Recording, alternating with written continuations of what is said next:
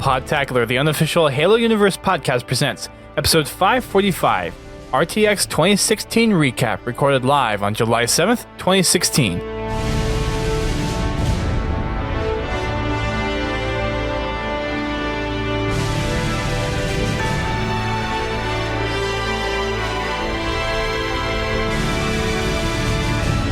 Hello everyone, welcome to Podtacular, the unofficial Halo Universe podcast. I'm your host, Duststorm.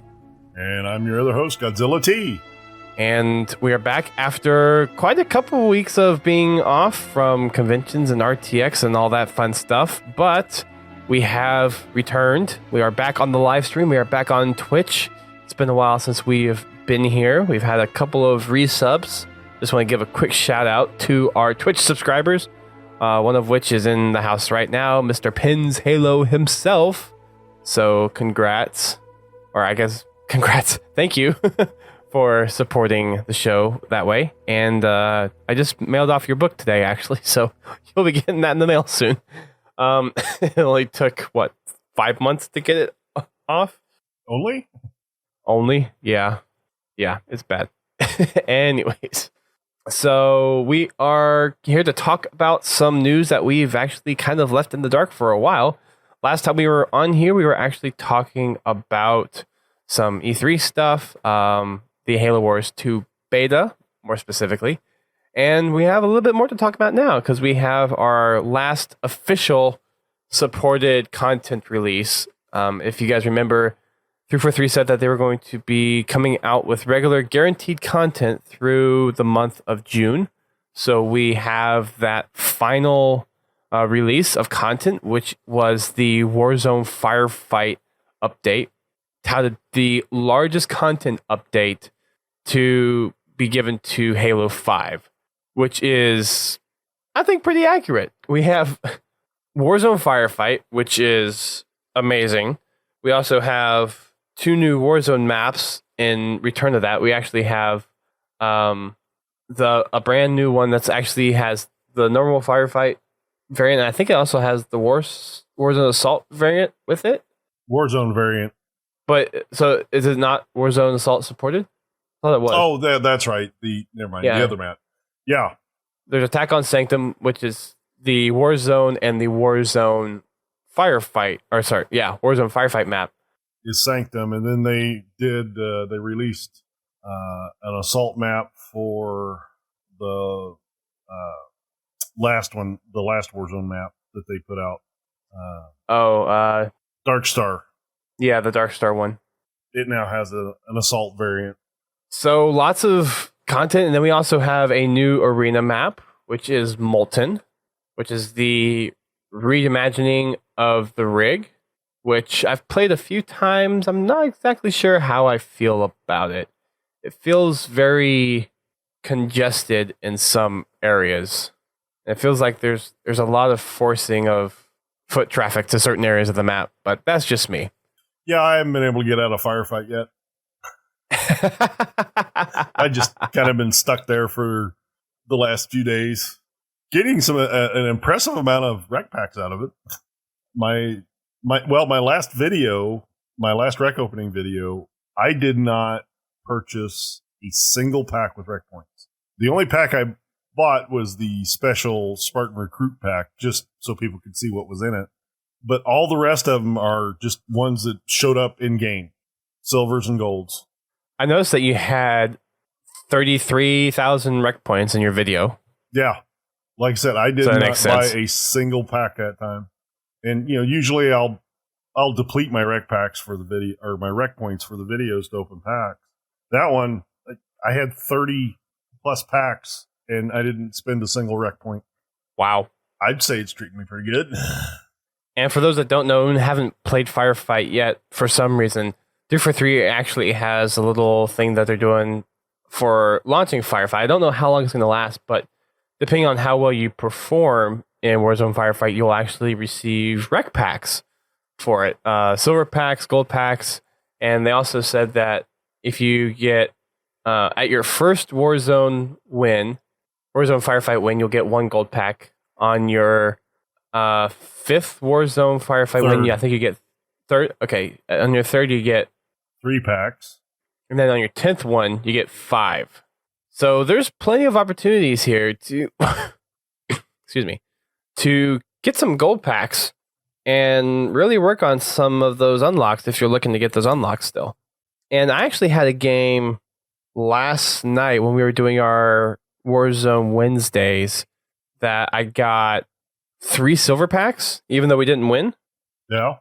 So it's definitely something where you can get quite a few packs out of it. And I actually refinished up my silvers from last night because they released new REQs for the Warzone Firefight update. So I actually completed all the new silver ones, and now I'm back to getting golds, and I'm officially at 82% unlocks for everything.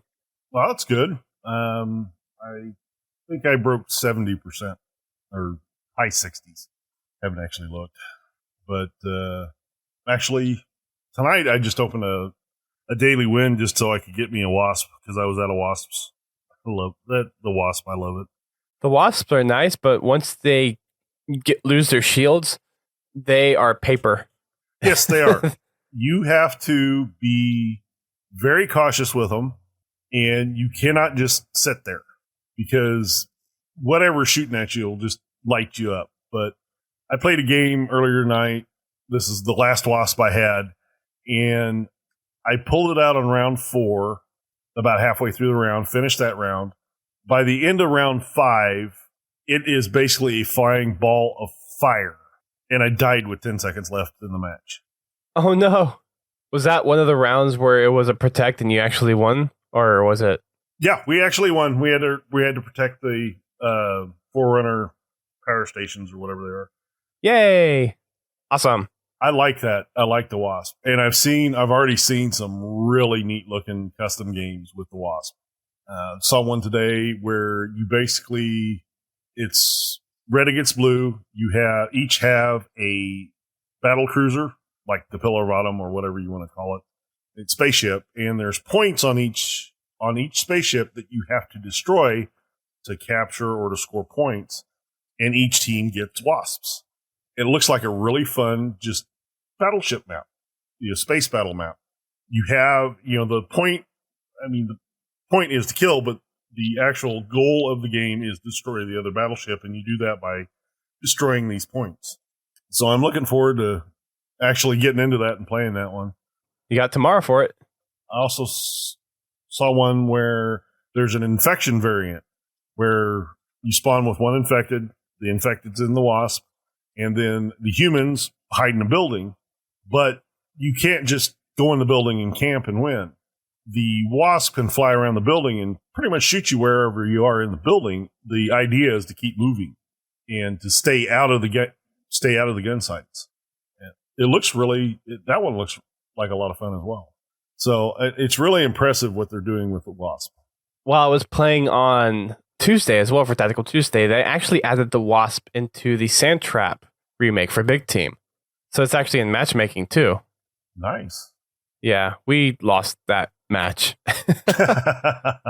We let the other team get massive vehicle control for pretty much the entire game, and we ended up losing pretty badly. Yeah, on that map, if you don't control the vehicles, it can be a pain.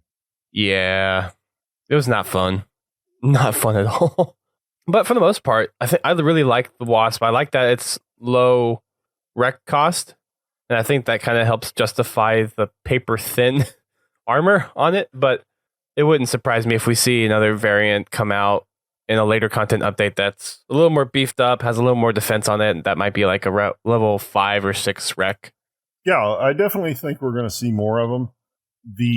I think the current generation of the Wasp is a good alternative to a Warthog, because not every time can you get somebody into gun in a Warthog, but you can pull a Wasp out for the same rec cost and be helpful. And it's definitely not overpowered. It definitely, to do well with it, you have to have some skill with it. I think the chain gun could last a little longer before it overheats, but overall, I really like the balance of the vehicle. It doesn't get shredded immediately if you're smart. If you just fly into a group of Covenant, if you're playing Warzone or a bunch of people in Warzone, yeah, you're going to get melted. But if you take your time, go at long range with it, and use the chin gun and use the missiles properly and keep moving, you can make a wasp last for quite a while. I was in Warzone. I was fighting banshees with it and winning. I was going to just ask that question. I wonder how well it does against banshees head on. So that's good to know that it actually bounces out pretty well. Yeah, but you have to keep moving. And definitely don't get hit by a banshee bomb. So you want to try to stay behind the banshee as much as possible. Use your lock-on missiles, which are really nice. Depending on how close you are to the banshee, it can take 1 or 2 volleys or even 3 volleys to kill a banshee. Granted, the further away you are, the more volleys it takes. But if you're right on top of the banshee, usually 1 volley will take care of it. Okay. Especially if you put a little damage on it with your chin gun first. Nice. I've heard people say bad things about it, but I think it's a good vehicle. It's a nice combination between the Hornet and the Falcon. Yeah, and I like the kind of overall freedom of the horizontal movement, kind of like the Phaeton. And thank goodness it's not like the Hornet where you have to look up in order to fly up and straight, and then you have to look back to go down or whatever it was. So definitely a lot better than that. I think the handling of the Wasp is actually a lot better from a multiplayer perspective, which fits well into Warzone. It's really the first human vehicle that we've had that I think balances out in the gameplay. I think the Falcon worked well just from the standpoint of the armor abilities and reach, especially with the jetpack. So that little verticality, I think, really at least made that vehicle play a little bit better in the reach sandbox. But the Wasp just feels like having the VTOL kind of style to it makes it just kind of feel like it's I don't know. There's just something about the Wasp that makes it feel a lot better in terms of a multiplayer balance perspective, and I think it kind of shows. Yeah, they did a really good job on it. I'm impressed. Yeah. And quick shout out to Frizzled Chief, who just subbed as well. So I think that is technically our 3rd sub that we have, in addition to Pins, him, and Dustin Griffith. So cool. Shout outs to our 3 subs. Yay. Welcome to the fold. Yeah. Awesome. So we have a little bit other Warzone stuff that they are also kind of that they also release as well. There are Warzone Firefight commendations now. So there's a commendation for killing bosses in a Warzone Firefight match, and then there's also a commendation for killing Prometheans in a Warzone Firefight match. Those are the 2 that they just highlight, but there's some other additional ones in your personal Warzone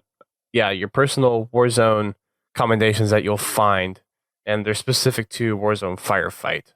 And actually, thanks to Warzone Firefight, we actually accomplished our first level 5 Spartan Company commendation last night. Cool. And what would that be? I'm looking it up right now. I don't remember off the top of my head. I think it's the one where you kill the Covenant. Looking it up now. It is Can We Get Along? Kill Covenant Enemies. So we have that one officially completed. 19,400 out of 19,400. Nice. Our first fully completed level 5. We still have another 12 level 3s to complete for our Spartan Company commendations. Our next closest one is from the top rope, kill an enemy Spartan with the ground pound. We have 1469 out of 1500. And then the absolute lowest one that we have, which we need the most work on, is the Pain Train. Kill an enemy Spartan with a shoulder bash. That one really is a pain. That one, whenever I'm going into SWAT, I try to consciously think about, okay, if I'm close enough to an enemy, shoulder bash him instead of trying to get the headshot. Yeah. So I've been trying to work on it that way whenever I go and do my daily SWATs to get those Spartan charges in that way. Good way to do it. So yeah, amongst those two, we still have the other 9 to go through. And for anyone that's in the company, you can go check those out there. For anyone who wants to join the company, we actually have 5 slots left. We actually have 95 out of 100 members. So we still have a little bit of room to squeeze people in. So if you still need Achilles and want to play with a group that is pretty active in playing Halo, then you are free to join up. We accept pretty much everybody who requests to join the Spartan Company. So if you head on over to podtacular.com/company, that will redirect you to the Halo Waypoint site for the Spartan Company, and you can request to enlist there. And one of us will accept you. And we usually accept people within 1 to 2 days, depending on whoever is available to get to the website the quickest. And then also, if you're part of the Spartan Company, you might be able to help out GT on achieving Halo. Most definitely. My life has settled back down to where I am starting to look for people to do some more missions. Awesome. Personal life kind of got in the way there for a little while, but now things have settled down, and I will as it tends to happen. Yeah, I will be looking for people to do that. I'm going to try to start recording every Saturday that I can get people at 5 o'clock Eastern time. If you are overseas or 6 hours ahead of us, or whatever time frame you're in, contact me. And if I can get 3 people within, a certain amount of time zone difference, I will do a special one to get you guys on at a different time that's more convenient for you. Because I know running on Eastern time doesn't really work in Europe that well, or a lot of the other countries. So, like I said, if you guys are overseas and you want to be part of achieving Halo, just give me shoot me a message on Xbox Live or on Twitter, and we will do what we can to make some accommodations to make it more fitting to your schedule. And with that said, with the whole European thing too, I know I'd been touting for a while that we would get a Saturday Spartan Company event together to actually accommodate those overseas. That might be happening here pretty soon. I think after San Diego Comic-Con is done, I'll have more free time to actually get that coordinated. So we'll start to see, or hopefully within the next month or so, we will see a Saturday company event. And we might actually, depending on how many people we keep getting for some of these company events, we might consolidate the Tuesday and Wednesday just down to one day, and possibly just do something either Tuesday or Wednesday and then something on Saturday. And we might just keep those. We might do the Tuesday, Wednesday mix as a company specific one, and then a Saturday company specific one, and then just have the Friday be a, hey, anybody can join type of thing. So keep an eye out for that. That should be coming here pretty soon. So there's some stats from, well, actually, before we move on to that, a couple other things from the Warzone Firefight stuff before we move on. We were actually talking about this a little bit before the pre-show, but I wanted to address it a little bit in the actual podcast. But let's talk about the Grunt Goblin a little bit. Oh, my Lord. That thing, oh my gosh. I mean, 343 did a really good job with making this thing and just being a terrorizing piece of machinery. If they'd have done this with Warden, not necessarily the funny lines and anything, but just the challenge that he is to kill. And it's not just because he takes a lot of damage. He's fun to fight. And he's hilarious, too. Everybody would have a different opinion of Warden, but man, they did such a great job on that Goblin. He's a challenge to fight, but he doesn't feel like a bullet sponge. He's plenty of bullet sponge. Well, he doesn't feel like a bullet sponge. Fair enough. Not like the Warden, he just kind of stands there. It still takes a lot. Yeah. A lot to take him out. We were playing Warzone Wednesday yesterday, and I was saying before the podcast that I took a tank and a Mantis up against it, and it just destroyed me. Oh, yeah, you definitely don't want to get close to him. And those needles track so hard. Yes. So hard. I've learned that you want to take him at range, and you want to be near cover. and that even is not enough sometimes, because you can be No, at it's range not. and he'll shoot those needles, and it's like there's no way, I'm too far out, and like just about 20, 30 feet away from it, you start to see them curve towards you, and then you're like, oh crap. And then there was one point last night where I was in the Banshee on Attack on Sanctum, and I was boosting away, and the needlers were going faster than I was boosting. I'm like, oh, this isn't fair. This just isn't fair. Oh yeah, I've sorry, I got a stutter tonight. I've experienced that as well. Even with the maneuverability of a Banshee with the rolls and flips and stuff, it's really hard to get away. You have got to put something between you and those needles to get away from them. Yes, you do. I mean, I was shooting By this, any means necessary. Yeah, I was hammering one of them just with the plasma cannon. Oh, I was halfway across the map. And next thing I know, this barrage of needles just rips me out of the air. By the time I saw him, it was too late. I couldn't do anything. They'd already locked on, and it was done. There was no place to go. He is so much fun to fight.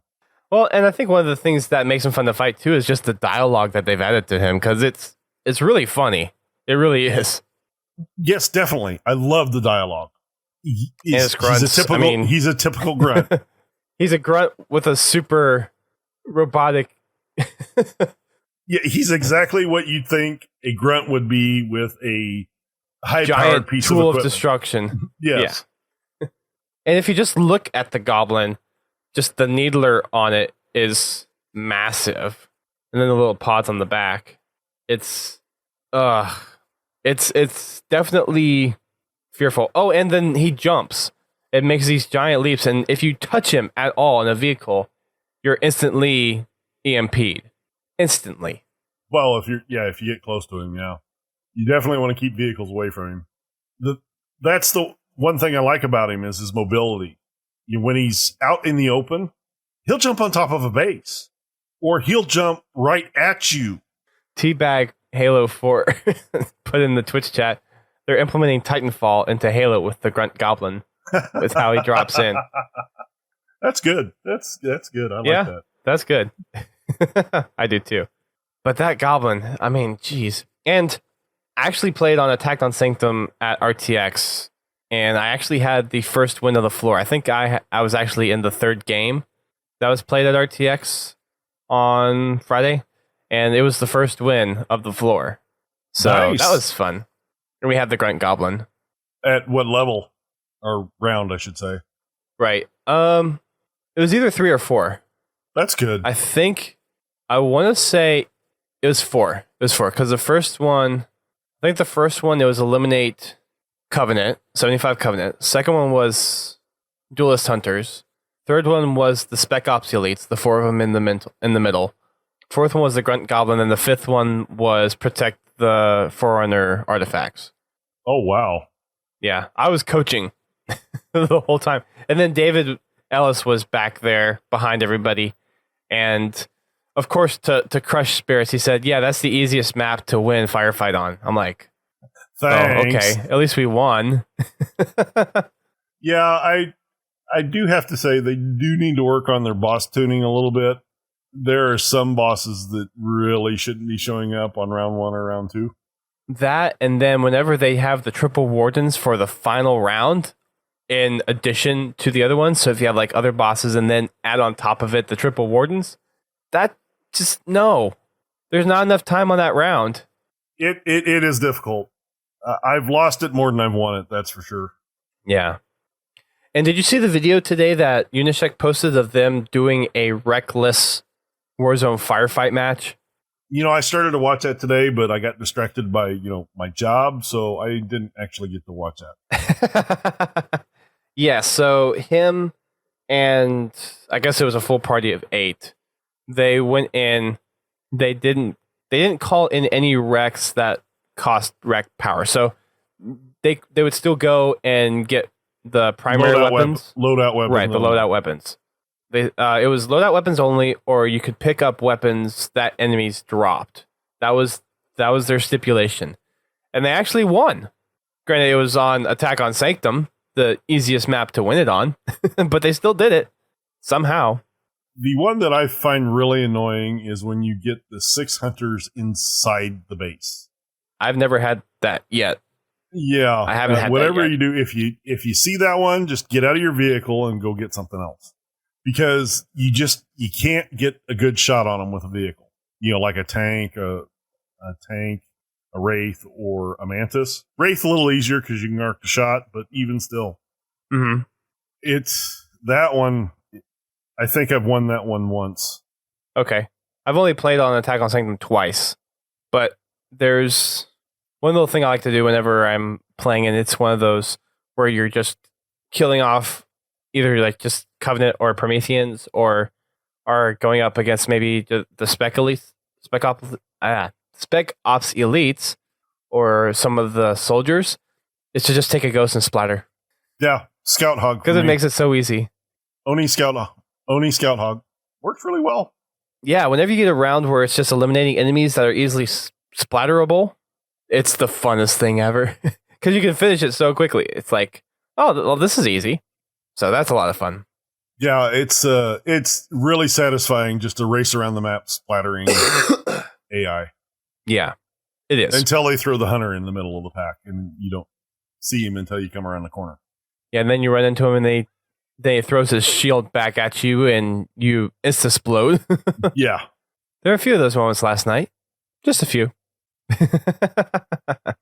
So Warzone Firefight so far has been a lot of fun. I think there is still a little more tuning that they need to work on in terms of difficulty, combinations of enemies, and even the round timing, I think, could be tweaked a little bit, because one of the things that is really annoying, especially for the first round, is you'll spawn at one part of the map and then the enemies might spawn on a completely different side of the map. So one game last night, we played on Urban, and it takes you 30 seconds from where you spawn to get over to where the enemies are spawning. And that's 30 seconds where you're doing nothing but running.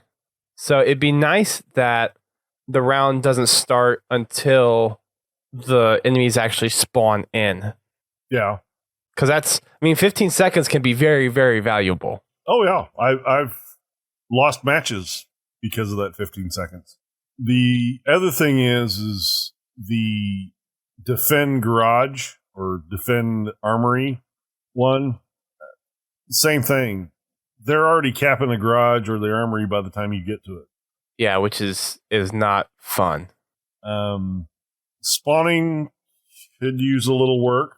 From what I've noticed, it spawns you. I understand you want to spawn in a safe zone, but yeah, it's not spawning in good places. One thing would be spawn at a base would be preferable, so you can be right there at the rec station to top off on ammo, because your starting weapons or your loadout weapons, if you don't have the extended mag, they don't come with a whole lot of ammo. The extended mag definitely helps. It keeps you in the fight longer, but it would be nice to at least spawn with a base between you and where you're going, just so you can kind of make a flyby. Yeah, and pick up the extra ammo to start. Yeah. But overall, they did a really good job. The improvements from the beta to the actual launch are tremendous. I would agree. Granted, you had to keep in mind you're dealing with a beta, so balance was all over the place. But they did a really good job on this Firefight launch. It's got some minor tweaks, which you can't launch a game and not have minor tweaks, especially with an online multiplayer. The boss refresh, even for regular Warzone, I've been hearing good things about that as well. Again, I haven't played regular Warzone because I've been stuck in Firefight. Right. Everybody's playing Firefight. But I've heard a lot of good things about the boss refresh in just regular Warzone. That's good. Yeah, as we talked about earlier, we got a new Warzone Assault map, which is called Prospect, and that is the assault variant of Skirmish at Darkstar. Okay. I remembered it at that time. Yay! Which is I already forgot it still takes that it follows that Meridian theme real closely. I'm looking forward to playing that map. I'm gonna probably this weekend get into and play in some Warzone Assault just so I can play on that map. Nice. Overall, it's good.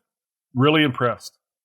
Yeah, and I think the difficulty increase is actually really good. It makes it a lot more team-based oriented, which I feel that the Warzone and the beta was definitely undertuned.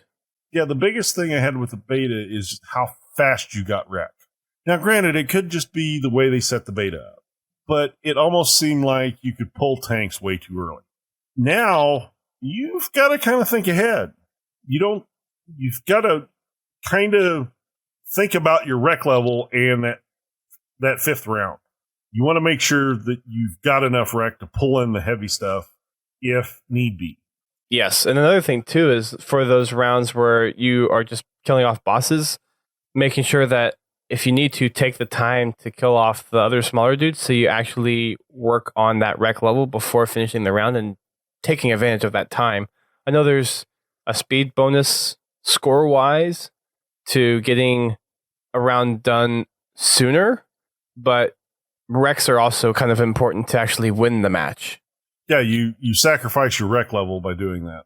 So it's a real balancing act. You want to kill enough enemies that you're getting your rec level up and still try to catch that speed bonus, because that does give you your higher score. It's hard, that's for sure.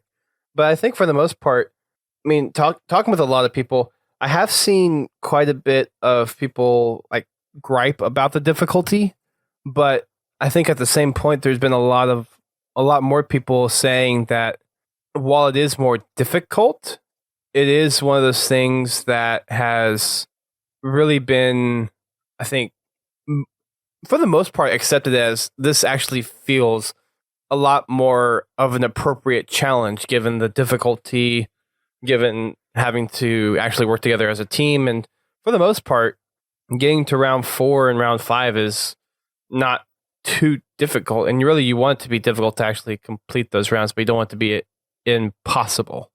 Yeah.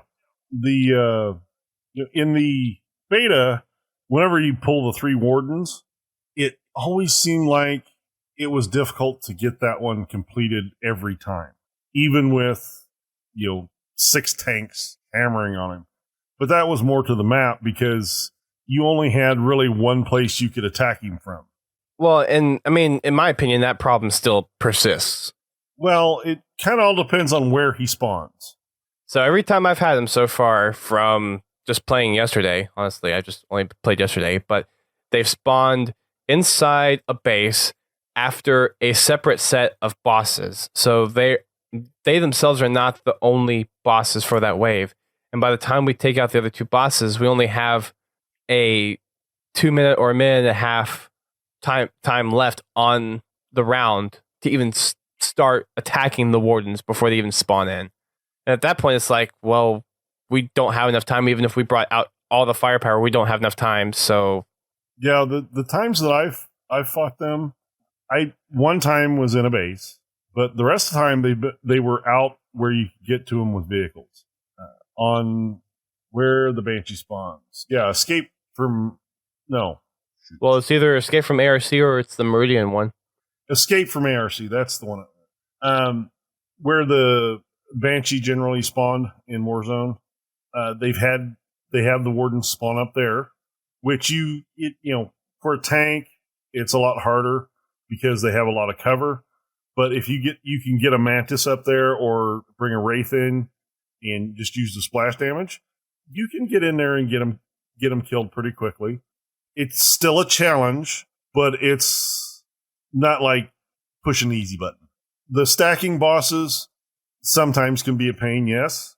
One that I have the most trouble with is when they have the 3 or 4 pairs of hunter elders inside a base where you can't get any vehicles.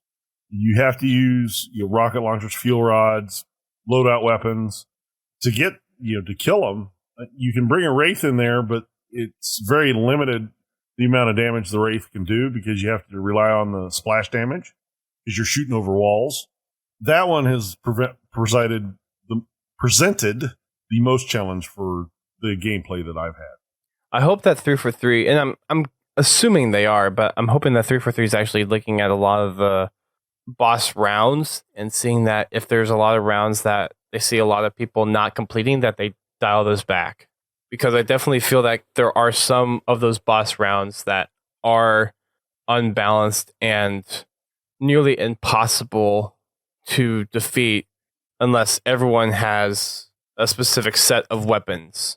And I think in order to keep it fun, it has to be something that is challenging, but has multiple ways to adequately get the bosses eliminated. So instead of 100% effort, have it be 85% effort to completely get that boss out.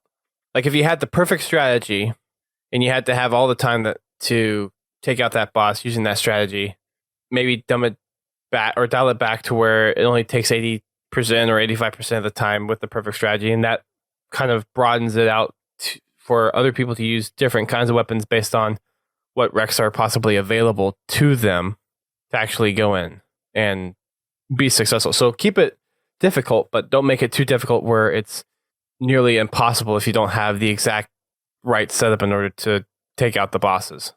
Mm-hmm. Well, with the stats that are released on the Grunt Goblin, they're watching it. They have the information. So I definitely expect some tuning to happen. It will probably take a month or two, maybe 3, but I do expect to see some tuning on Firefight. And we've seen tuning crop up every now and then, so yeah, it makes sense.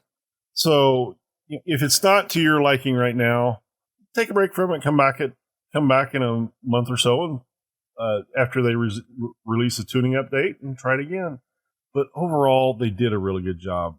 I win as many matches as I lose, at least. Most of the time, I lose is when I get defend the garage on the first round. Prometheans are kind of hard to take out with just standard loadout weapons. Yeah, especially knights. Yes. Don't be afraid to pick up the Covenant or Promethean weapons because they work really well. Yeah. I've lost quite significantly more games than I've won for Firefight so far. Yeah, I haven't actually looked at the stat, but I probably have lost more than I've won, but I've just been having so much fun that I don't care. And that's the important part, is having fun. Yep. So, yeah, Warzone Firefight. It's a lot of fun. And it's actually nice to be playing Firefight on all of the Warzone maps, not just Escape from ARC. So that's nice. Which, I can totally understand for a beta, only setting it up on one map. But having 6 maps to play it on definitely helps. Yep. So going to some Halo Wars 2 stats, just real quick. Since they did actually release a bunch of stats at their RTX panel, which was actually really cool. They showed off some Halo Wars footage from the first campaign mission, which I actually got to see at E3. That was one of those behind closed door type of things, and they also showed off the campaign trailer, which I also got to see, but that was another behind closed doors thing. So that was finally released to the world, but some stats for the Halo Wars 2 beta. Total gameplay minutes was 72,245,130, which is a long freaking time. If someone wants to crunch those numbers into years, go ahead. Total units vanquished, so total amount of units that were killed or destroyed, over 80 million, which is astounding. Again, this is only over a week and a half period, only over 12 days, which is nuts. Or sorry, not 12 days. No, it was the 13th to 22nd, so 10 days. So yeah, 10 days. UNSC versus Banished win. The Banished won 50.8% of the time, and the Spirit of Fire won 49.2% of the time. So pretty well balanced as far as the heroes are concerned. Yeah, that was one thing that they were looking for, and that's a good return on that. Although, just from what I got to play, it seemed like the Banished had a little bit more upper edge on infantry, whereas Cutter or the Spirit of Fire had a little bit more edge on vehicles. So something to keep in mind. I don't know. I got steamrolled by flamethrowers quite a bit. I mean, literally steamrolled. Flame rolled at that point, I guess. Yeah. You're just a pile of steam after they're done. You're smoldering fire at that point. Smoldering pile of rubble. And this was an interesting stat. I was kind of curious that they pulled this out, but there were over 310,000 hijacks, vehicle hijacks. There were a total number of over 204 million units created. So vehicles, infantry, all that stuff, which is astounding. The most destructive leader power was the UNSC Lotus mines. It was used almost a million times. Excuse me. Almost a million times. There were almost 4.5 million buildings built and a total 18 million buildings destroyed. There were, let's see, over, and I don't know if this is like how they determine this cost, but there's a stat that I put up here: total medical and repair bill of $831 billion. That actually seems kind of a little low. I'm not sure exactly how they calculate the cost of that, but that was the number that they provided. True. I don't know either. Yeah. So, anyways, so there's that. Total distance brute jump units traveled was over 2 million kilometers. And then there were 942 zettajoules of energy released from orbital bombardments. Zettajoules. That's a new term for me. That's a lot. That's over penta, I think. So it's kilo, giga, what's after gigabytes? Tera, peta, and zeta. So 942 with 18 zeros. It's a lot of power. Yeah. A freaking lot. So yeah, that was some of the the Halo Wars 2 beta stats that they released. And then they also, in the on Waypoint, for one of the later little community update things, the top 3 players for the PvE matches for the beta was Gewandern, Gewandern, played 74 matches with an average final score of about 12,000. Tip of My Barrel was 72 matches with almost 20,000 final score. And then Bob's Burger 992 with 69 matches played and an average final score of about 16,000 points. That's a lot of games. Yeah, 74 games over 10 days. 7 games a day, and some of those games range anywhere from 30 minutes to 2 hours. So yeah, that's a lot. That's a lot of time to be playing Halo Wars. So yeah, there's some stats that they released over the weekend, which was really cool to see. During the RTX stream, they also talked about how they designed the Banished to really stick out from the Covenant. So you'll see a lot of the vehicles for Halo Wars 2 from the Banished side are red instead of purple. That was one of the things that they talked about. And then there were some other things that the Banished, from a lore perspective, added to make them a little more vicious. So on the Wraith, for example, you see kind of little forks on the bottom. It's not as smooth cut. And then same thing for turrets, banshees, ghosts, spirit dropships, and all that stuff. I want a Banished Ghost in Halo 5 Warzone. Oh, that'd be cool. I mean, Banished isn't in the Halo 5 lore, so to speak. I know. I still want one. Fingers crossed for Halo 6. There you go. Yeah. Which they did say that the story for Halo Wars 2 does take place after Halo 5. So we'll get a little filler in there to kind of put 2 games together. I'm looking really forward to that.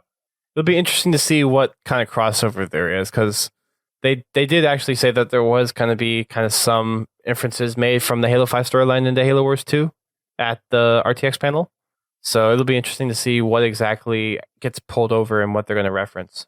And for anybody out there that has not yet read the book, Read Hunters in the Dark. Yep, I haven't read that yet. Yeah, you got until February. Yeah, I've got quite a few things to read before then. I need to finish reading Broken Circle for once. I need to read Hunters in the Dark. I need to read the Halsey Journal. I keep on getting hounded by pins to do that. So I need to take care of that. And I think I still need to finish, or I don't even think I've started Mortal Dictata yet. So yeah, you're way behind on that one. Yeah. And there's technically a few other short stories from the Halo Evolutions stuff, but I think I've read most of the big important ones from that. But yeah, there's still some Halo books I need to actually read, and I still haven't finished actually Escalation yet, the comics. I haven't either. Can you still get the journal? Yes, there is still technically limited editions of Reach that are floating around out there that you can go buy. So yeah, if you go find the limited editions or the collector's editions, yeah, you can definitely go find the journal. Yeah, and most of them aren't even asking more than retail price for them. I mean, they should be cheaper. And I even actually have, I have 3 limited edition copies of the game. Oh. So yeah, maybe I'll give away one of those if someone's really interested in it. Here, I'll put it this way, Uncle York, if you if you want the extra content stuff of the limited edition, I'll give it to you for $20. It'll be everything but the game. So if you want it, let me know. Because we're pretty sure you already got the game. Yeah. Anyways, there's some other stuff from RTX that they talked about, some upcoming Forge stuff, some upcoming Forge announcements that was really cool. One of which being an actual file browser for a change. Did you get a chance to watch the stream at all? Yes, I did. Actually, I did. Yeah, so that content file browser. Oh, and I guess to preface this, they're actually going to break out the Forge menu into a completely separate menu. So you'll be able to go into Forge, you'll be able to manage your own custom maps and game modes, and then you'll also be able to access the content browser, which allows you to actually search for maps and game modes without anyone having to be logged in, without having to go and friend anybody or follow somebody to access their stuff on the console. You will be able to go from the console to search via tags like you can right now on the website and actually find maps. Mm-hmm. Yeah, it's looking really impressive. I can't wait to play with it. And another thing too, which I guess they're kind of revisiting here, which I actually didn't notice until looking at a picture I took now, but they have an entry for Forge object groups, and I thought at one point they said that it was too difficult to actually implement that, so they weren't going to do it. But now actually seeing that in the content browser, I wonder if they actually got that to work. Possible. Because one of the things about Forge that they were touting for a while, in case some people don't know, is the ability to go into Forge, create an object, so be able to spawn different things, put them in a group, and then save the group out to a separate kind of file or whatever. And it was something they were talking about Forge for a while, and we hadn't seen that yet. But now looking at the screenshot, it looks like in the example they gave, there's a map type, there's a game mode type, and then there's a Forge object type. So with the Forge object, you can actually save the object itself and then place the object in any map. So say you design a base layout that you want to be able to reuse in other maps. You can save that out as a Forge object on its own, and then you can import that into another map or duplicate it or whatever. That will be very handy because there's certain things that people build that they want to be able to easily duplicate. Something that I saw this week was a flood themed map, and it looked like the flood. Looked floody. Oh yeah, it looked just like Truth and Reconciliation except high def. It looked great. It had that brown, tan, foggish look to it. The little pus sacks, on the walls and ground, and even a combat flood in it. And the guy that made it, I'm impressed. He actually made a combat flood out of Covenant bodies. The little pus sacks, that you see on the walls and stuff, made out of trash bags and a plant. But it looked very convincing. with the correct filters on it and the correct daytime settings, it looks really cool. So there have been some crazy things that have gone on with. But this is neat, because if this is true, then you can build something like this, like the little pus sack. It's made of 2 pieces and you have a script attached to it. So you can group that all together, save that, and then you can just spawn it in and put it wherever you want. You don't have to build it every time. Same with the combat form. It's made of, I believe, like 10 bodies, or 5 or 7 bodies, something like that. So it's not something that's just easily put together. And like the little trash bag pus sack, it takes some time to put together. But now you can group that together and save it, and you can put them. You can build a couple of different versions with different arm placement and things like that, and just stick them around your map. So it'll be a really good thing if that is actually true. I would assume that if it's a work in progress image and it wasn't being worked on, if it was something that wasn't going to be possible, that it wouldn't have been included. There's been a lot of this impossible talk with the Xbox One. Making the impossible possible. Yeah. There's a lot of this, and it's not just relegated to Halo or the Xbox One. It seems like across the board, oh, that's not possible. And then the next thing you know, they find out that it's possible. Well, and I have to give credit to Tom French and the multiplayer team for really coming through with all the content that they put out for Forge and all the stuff that they've done with the maps. And granted, some of the maps on Halo 5 definitely kind of pale in comparison to some of the other classic maps that we've seen in the Halo franchise. But, I mean, they've done a pretty good job at really cranking out content for this game. So I have to hand it to them. They've done a pretty good job. Granted, it's still not the full map count that they've promised of the 18 additional arena maps and however many Warzone maps or whatever. There was supposed to be a total of 21 maps, I think it was, in DLC. Yeah, and there were technically, 7 Warzone, and because I don't count the big team maps as being included, and so that's 6 down. So that's maybe 15 maps that they made, which is still a decent amount for being free DLC. It would be nice to see some more maps come out that aren't just Forge maps. Don't get me wrong, the Forgers are doing a great job, and a lot of the maps are just absolutely crazily awesome. But I would like to see some more developer maps, and not really remixes. I would like to see original content. The remakes are okay, but I'd like to see some original content, because Halo 5 is so much different than all the other Halo games. By the time you do a remake, it looks the same, but it's not the same. It plays very different than it did back in the day, put it that way. And Truth is a shining example of it. It does not play like Midship did. Nope, it doesn't. But anyway, I would like to see some more original content, and hopefully we get some. I know they've said that this is the last major content update, so maybe we'll get some little ones. Well, there's still Race that they've said that they're going to include, which they said that they're still working on. And assuming that they still are working on potentially other game modes to include in Halo 5, there's still that content. They're still going to be adding Forge stuff, because some of that is just stuff that they can kind of crank out easily.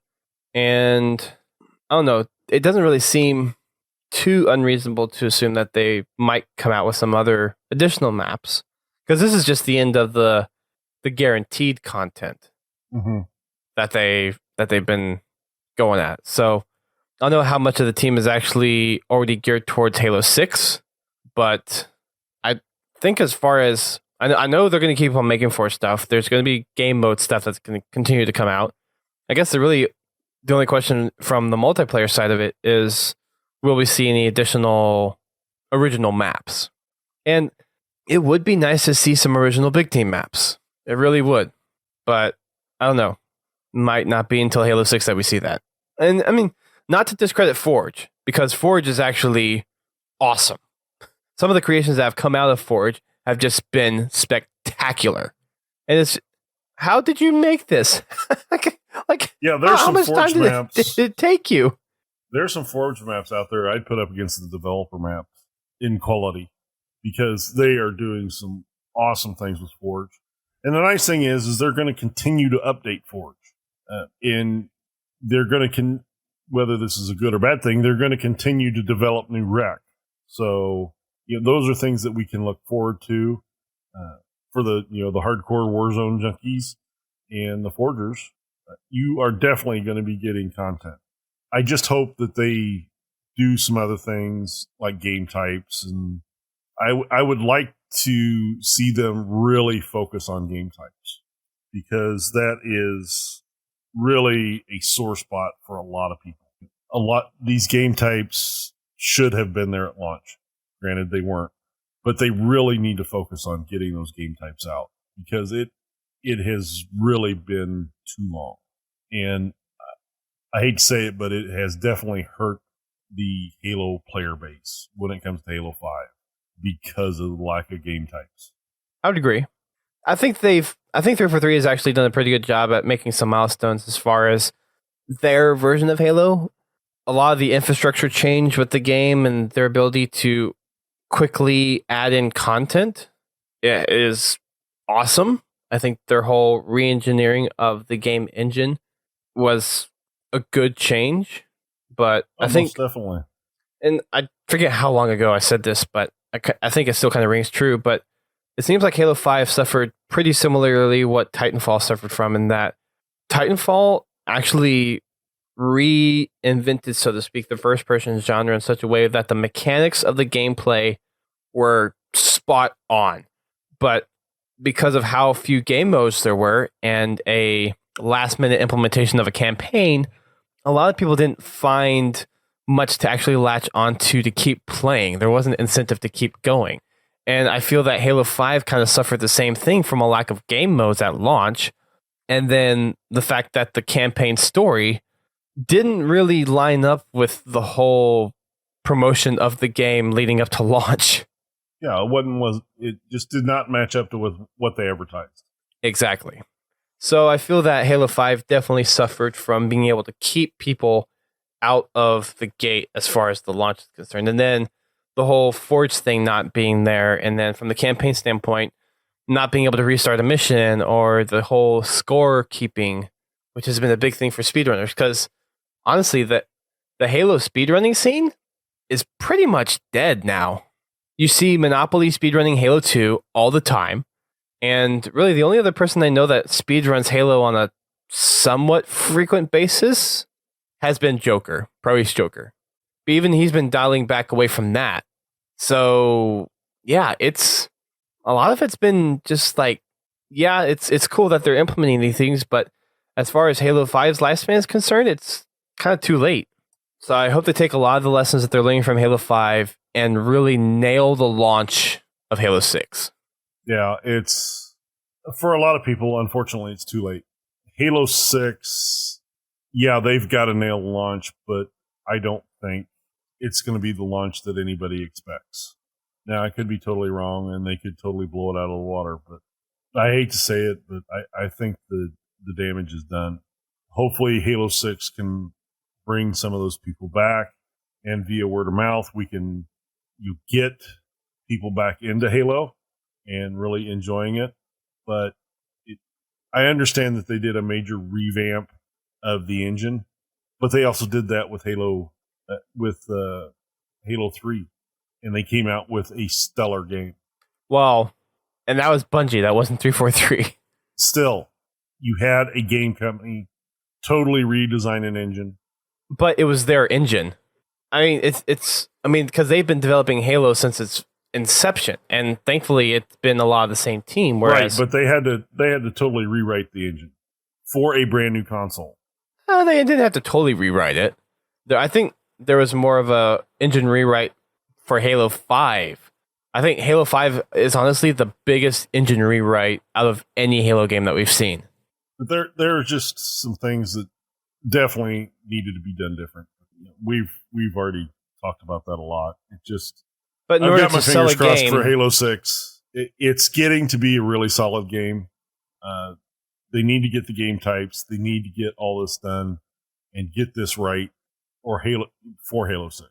and actually come up with a good story. Yes. I mean, Halo 5 story was better than Halo 4 story. Yeah. To a certain, I actually heard somebody say degree. that they should release like an ODST game that kind of fills in the missing story for Halo 5. What do you mean, like the missing story? Like the story that they wanted to tell and not the story they did tell. What do you mean the story they wanted to tell? Like what other story was there? The story they advertised. Oh. Or something alluding to it. Just something to give you more information than what Halo 5, more story than what Halo 5 gave you. Maybe go a little bit more in depth at why Cortana is the way she is. I don't know if that's a game. I mean, that almost sounds like an external fiction thing to address, not necessarily something to address. Like I said, this is just something that some people have said, and on YouTube and things that I've seen on Twitter and things. So I'm not saying it's practical, but we'll see. Maybe Halo Wars 2 will fill in some of the blanks. It might. We'll have to see how Cortana's whole controlling the galaxy thing is going on after a year and a half. And where the Infinity is. Yeah. Yeah. First, I think we're going to have to wait 2 years to find that out. Yeah. 2 more years after. I don't think we'll... Right. I don't think... Well, probably maybe just 1.5. Because if they go on the 3-year cycle, it'll be 2018 when they release the next Halo first-person shooter title. Yeah. So a year and a half. Another little stat from the panel at RTX, going back to the Forge thing. There have been over, or almost actually, 100,000 days forging over 272 years, or just about 330,000 maps have been made, and over 5.5 million matches played in customs across 16.5 million players. Very impressive. Quite impressive. I think Duquesne spent at least a quarter of that doing his Blood Gulch remake. Maybe 0.025%. Yeah. There was a 2.5 in there somewhere. No, I saw that he was testing that today. So I'm glad to see that that's coming together. I can't wait to actually get to play it. The Blood Gulch is a classic. Yes, it is. It'd be cool, like if he actually gets that done. If that could be something that gets incorporated into Big Team, possible. Because I think that would be a good Big Team map. If not, I mean, going back to the college days of LAN parties, whenever you would boot up Halo 1 or Halo 2, having the 2 to 4 hour matches on Blood Gulch of CTF, those were some epic times.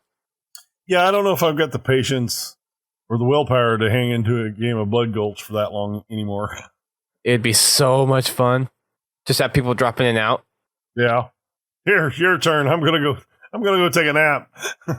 I'm hopping off. Someone want to hop in? Oh, pick me. Yeah.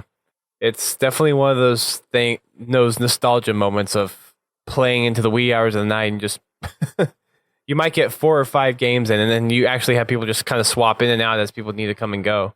Yeah, it brings back the memory of when Halo 2 went offline. I tried to hang in there, but I couldn't. Wah wah.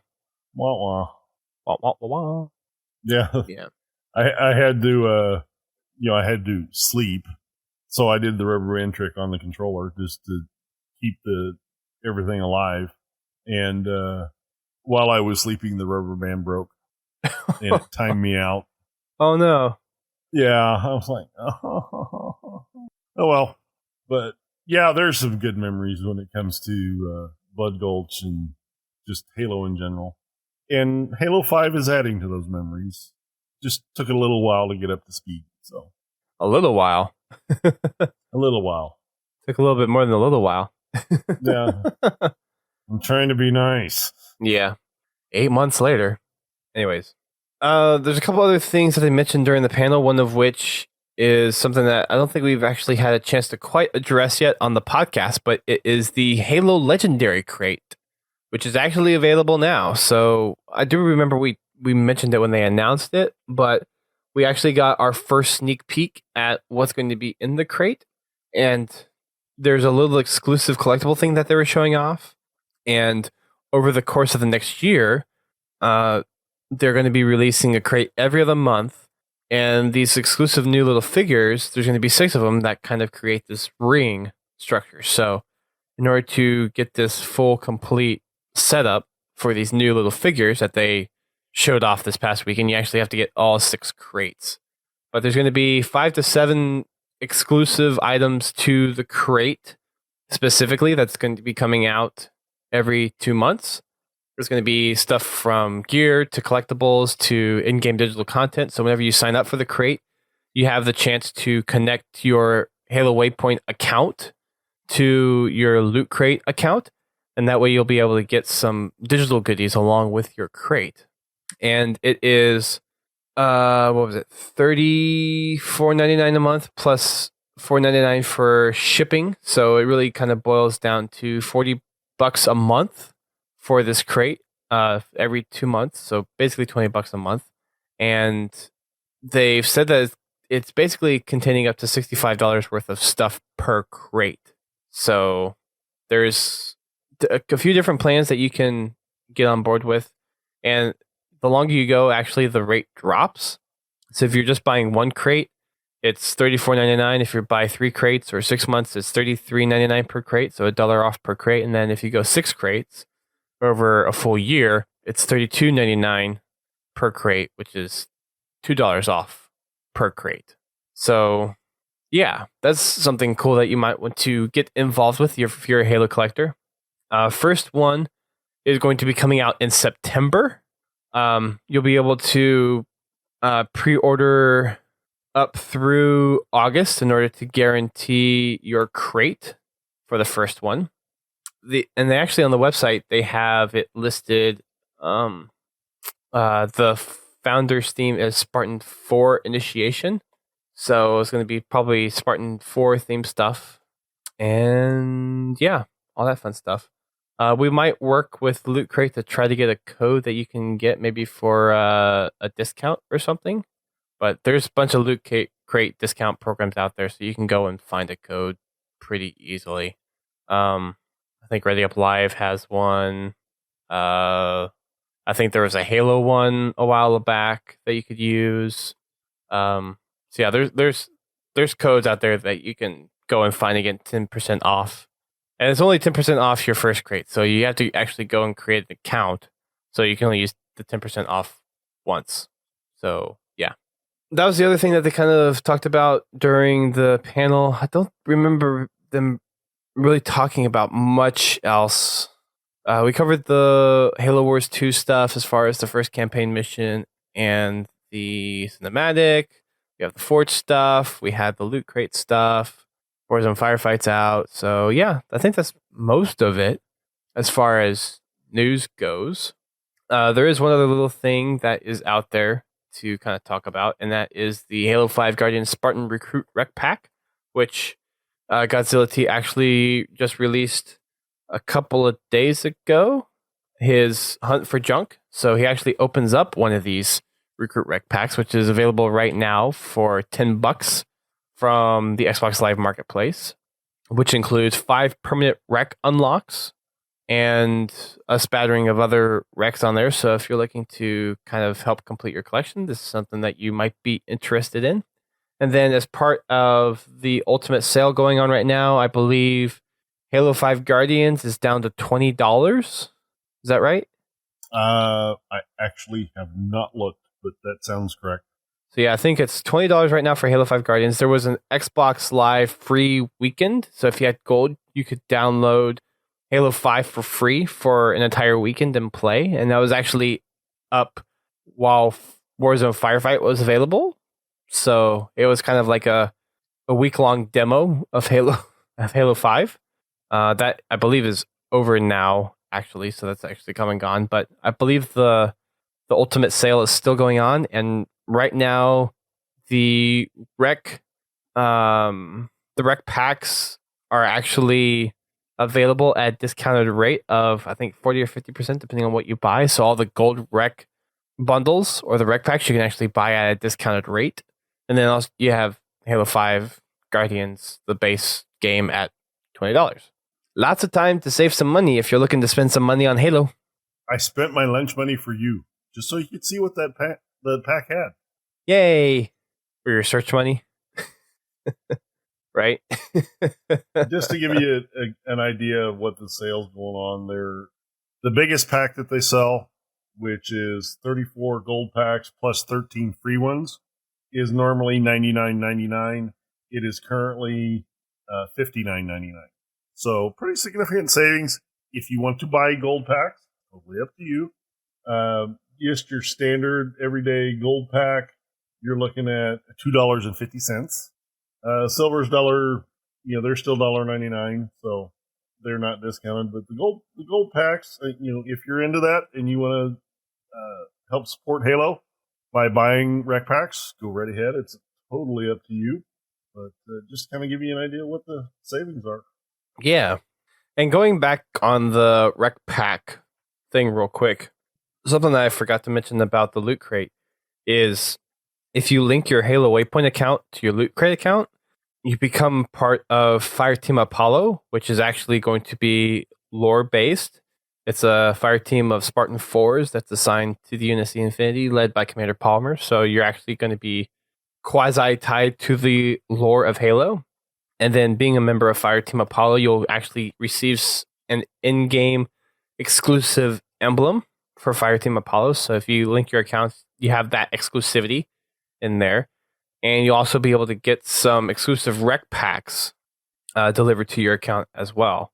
You have a special forum badge as well. And if you opt into the year-long subscription, you will also receive a legendary pin, legendary Halo pin. I don't know if that's going to be Fireteam Apollo specific or something other Halo specific, but there's going to be more details about how your involvement with Fireteam Apollo is going to affect your in-game experience. But you have that added bonus if you go ahead and get in on board with the Loot Crate early on. So it's a good time to possibly get into that if you're interested. Oh, and I just looked it up. Halo 5 Guardians is on sale for Xbox Gold members for $30. Okay, so 30, not 20. Yes. My bad. Not $29.99, $30. Okay. Which really surprises me because usually they do sales at $29.99 or $29.95. I'll paint any car, any color for just $99.95. And if you get that, you're old. Well, I don't get it, so I'm not old. It has to do with a certain someone that used to paint cars and advertise on television. His name is Earl Shive.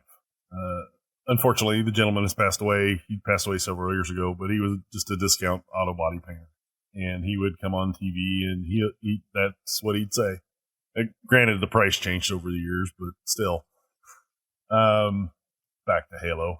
Yeah, back to Halo. It's like, that's beyond me. Sorry.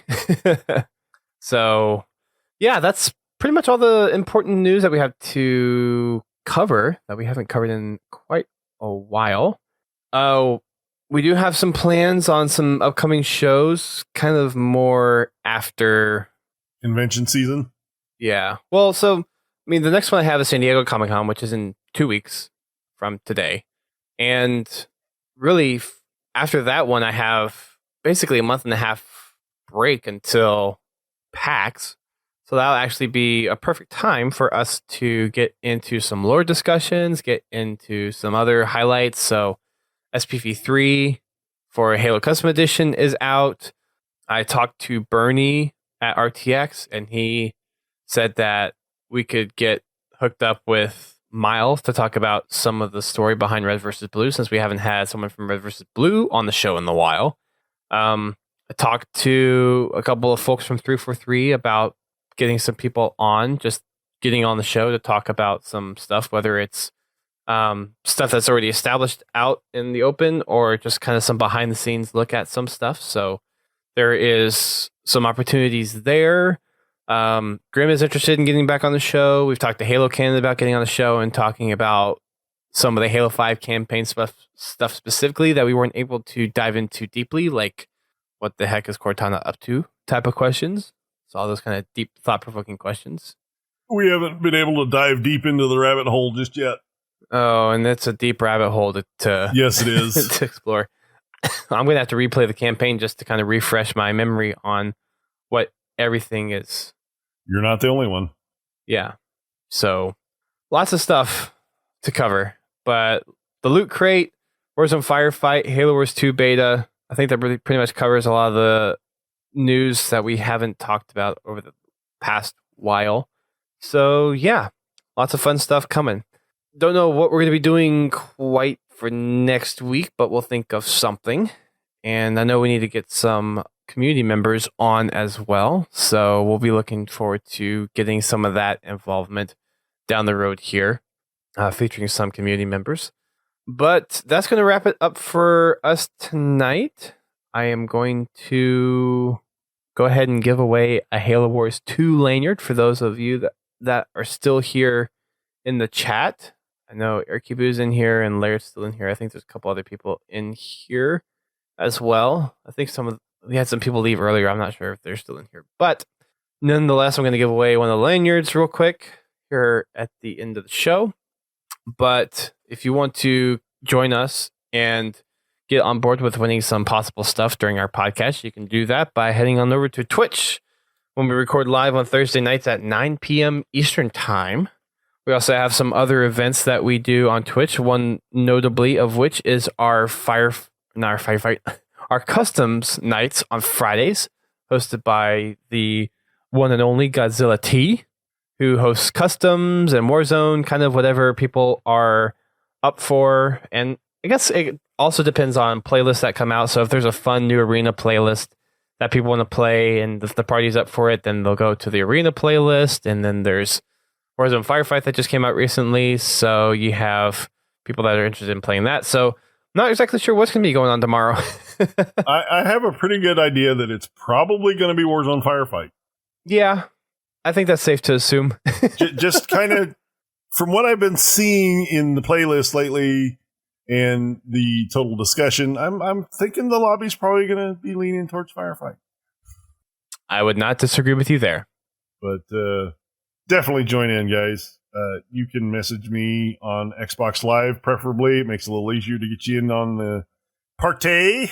And we will get you in for some rounds of Halo, whether it be customs, matchmaking, or Warzone. Yes. And then we also mentioned it a little bit earlier before, but if you're part of the Spartan Company, you can also get involved with Godzilla T in doing our Achieving Halo series. So we've released episodes for the first 3 missions of Halo 5. And as GT said earlier, he's going to be ramping that back up again, trying to record on Saturdays to get the rest of the campaign missions done. So if you are interested in getting involved or want to be part of a Podtacular production, make sure you are first part of the Spartan Company, because the Spartan Company members take priority over everybody else. And then message Godzilla T saying that you are interested in helping out with Achieving Halo, and he'll get you in. Most definitely. Yeah. We also have our Tactical Tuesdays and Warzone Wednesdays, which are our company events specifically. If you are part of the Spartan Company, then you can come play some arena with us on Tuesdays and Warzone on Wednesdays. So this week we played, we actually had a big enough party where we went into customs for our Tactical Tuesday. And we had at one point we had a party of 12 on Tuesday. So yeah, I think that's one of our biggest turnouts for Tactical Tuesday since Halo 5 launched. So that's really cool. And then Warzone Wednesday, we had, I think our biggest party was 7 yesterday, so we didn't have quite the full party for Warzone Firefight, but that's what we went into, and we only won 1 game. Well, sometimes you win, sometimes you lose a lot. Yeah. Yes. That is very true. So make sure you're part of the company in order to participate in those. And yeah, you can head on over to our company and request to enlist by heading over to podtacular.com/company. You can also check us out on our other social media platforms. We are on Twitter, we're on Facebook, Instagram, YouTube. And in order to get to any of those, you just go to podtacular.com/whatever. And if we have it, it will redirect you. It's pretty simple. And we will be convening next week. Again, not sure exactly what we are doing, but make sure you come on over and check us out on Twitch or download us via iTunes or whatever other podcast aggregator that you use. Still working on some of the feed issues that we've been having of it showing up on iTunes and some other podcast aggregators. I know the Xbox Music Marketplace has some issues, and then there is actually Google Play has a podcasting section now, which we haven't had a chance to submit our podcast to that yet. There's some updates that we need to make to the feed before we actually do that, so hopefully we'll be making those changes here pretty soon. And we also took some pictures from RTX that we'll be posting here pretty soon. I was actually in charge of taking photos for the 405th this year, which was a nice little last minute assignment that I was given. That was like, okay, that was fun. But I had a lot of time to hang out with the Grifball folks, and they had a nice stage setup this year, so that was awesome. And then shout out to the two guys who won the pins from me at RTX. So I took a pair of the Halo Wars 2 pins from E3, and some people found me and claimed them. So congrats to those guys for winning the pins. Hope you guys are listening, and if you are, congratulations. And yeah, that's pretty much it. RTX was a lot of fun. It was good to meet up with some old friends and make some new ones. And I will be at San Diego, so hopefully I'll see some of you there. And then I'll also be at PAX West, so I hope to see some of you all there as well. That's going to wrap it up for us tonight. Ladies and gentlemen, thank you for tuning in. It's been a while since we've been behind the microphones live, so it's nice to get back into the swing of things. But yeah, we'll see you next week. Thanks for tuning in, everybody. Keep on fragging trucks.